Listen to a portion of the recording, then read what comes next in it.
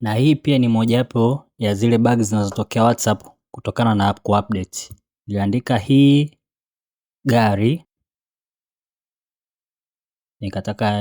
nikatafuta alama ya mshangao, nikaweka koma, sema sifagiliagi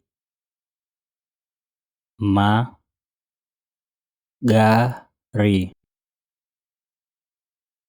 Nikasema ngoja niweke emoji ambayo ya calm.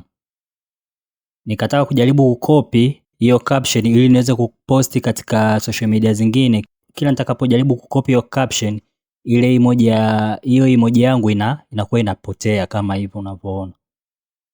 Kila nitakapojaribu kukopi inakataa. Nikasema basi ngoja nikopi tu hivyo hivyo caption, emoji nitaenda kuweka mbele ya safari.